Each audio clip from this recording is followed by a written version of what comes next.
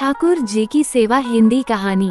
आज कई महीनों की कोशिश के बाद शारदा अपने पति को मथुरा वृंदावन ले जाने के लिए तैयार कर पाई थी।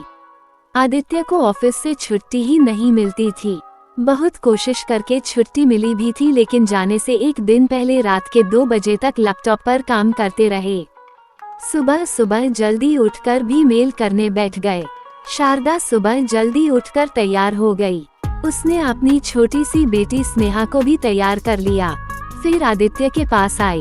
शारदा, आप अभी तक काम में ही लगे हैं, कब तैयार होंगे? कम स्टेशन पहुंचेंगे, ट्रेन छूट जाएगी। आदित्य ने घड़ी देखी, 4:30 बजे थे। आदित्य, अरे अभी तो बहुत टाइम है, नई दिल्ली स्टेशन पहुंचने में आधा घंटा ही लगेगा। चिंता मत करो। पूरी रात में आदित्य केवल 2 घंटे ही सो पाया था। जल्दी से मेल करके नहाने चला गया। जल्दी से तैयार हो गया, देखा तो घड़ी में 5:30 बज चुके थे। आदित्य, शारदा, मैं कैब बुक कर रहा हूँ, तुम दोनों जल्दी से नीचे आ जाओ। तीनों कैब से नई दिल्ली स्टेशन पहुँचे, लेकिन सुबह सुबह इतनी भीड़ थी कि कैब ने 2 किलोमीटर पहले ही उतार दिया। जाम लग रहा था। वहाँ से बैग लेकर स्टेशन पहुँचे तो देखा ट्रेन छूट गई। ये देखकर शारदा को गुस्सा आ गया। शारदा, क्या फायदा हुआ? छुट्टी ली फिर भी ऑफिस का काम करते रहे। कहीं जाना हो तो ऑफिस वाले पीछा ही नहीं छोड़ते। एक काम करो, मुझे घर छोड़ दो और ऑफिस चले जाओ। आदित्य, ओह गुस्सा मत हो, नेक काम के लिए जा रहे हैं।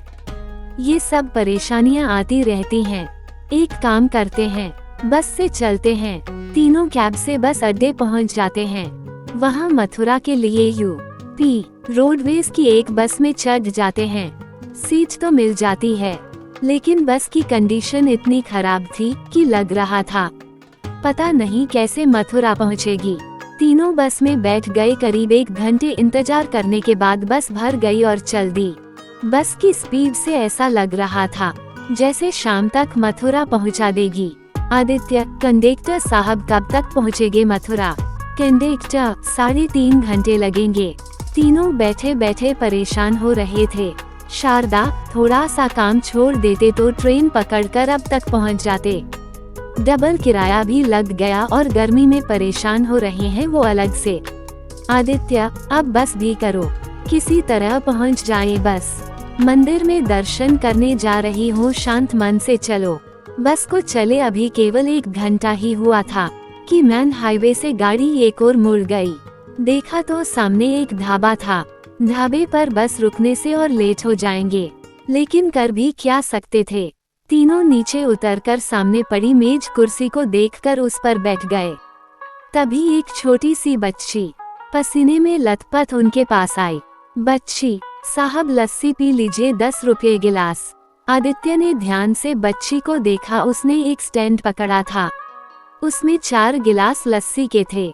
वो बच्ची फटे पुराने कपड़े पहने थी, पसीना उसके चेहरे को भिगो रहा था। आदित्य, ठीक है बेटा, 3 गिलास मेज पर रख दो। शारदा, अरे 3 नहीं, बस 2 ही गिलास ले लो, स्नेहा लस्सी नहीं पीती। आदित्य, बेटा तुम 3 गिलास रख दो। बच्ची ने 3 गिलास मेज पर रख दिया।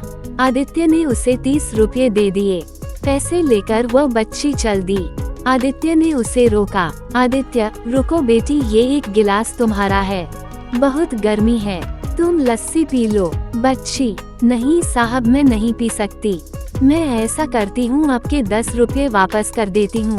आदित्य, नहीं, पैसों की जरूरत नहीं, तुम पी लो, तुम्हारे मालिक को तो पैसों से मतलब है ना। बच्ची, नहीं साहब, अगर उसने मुझे यहाँ खाली खड़े देख लिया तो बहुत मारेगा। जब भी बस आती है हमें भाग भाग कर लस्सी बेचनी पड़ती है। आदित्य, कुछ नहीं होगा, मैं उससे बात कर लूँगा। शारदा, रहने दो ना, क्यों उसके पीछे पड़े हो, हमें इससे क्या मतलब। आदित्य, ध्यान से देखो, ये हमारी स्नेहा से 1 या 2 साल बड़ी होगी, लेकिन किस्मत की इस उम्र में इतनी मेहनत कर रही है। बच्ची चुपचाप जल्दी जल्दी लस्सी पीने लगी। आधा गिलास पीकर उसने कहा, बच्ची साहब, मेरा छोटा भाई वहाँ पेड़ के नीचे बैठा है, आप कहें तो ये लस्सी मैं उसे पिला दूं। आदित्य, तुम ये लस्सी पी लो और ये 4था गिलास उसे दे आना, मैं इसके भी पैसे दे दूंगा। बच्ची ने जल्दी से लस्सी खत्म की और एक गिलास दूर पेड़ के नीचे बैठे अपने छोटे भाई को दे आई। तभी ढाबे का मालिक बाहर आ गया। मालिक, क्यों काम के टाइम पर इधर उधर घूम रही है? सारी लस्सी खराब हो रही है।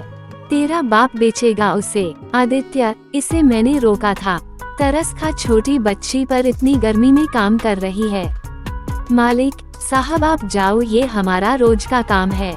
इसका भाई भी नखरे करता था। मैंने हाथ पैर तोड़ दिए, अब बैठकर भीख मांगता है। आदित्य को बहुत गुस्सा आया, लेकिन वो पत्नी और बच्ची के कारण चुप रह गया। बच्ची, मालिक गुस्सा मत करो, मैं अभी लस्सी बेच देती हूँ।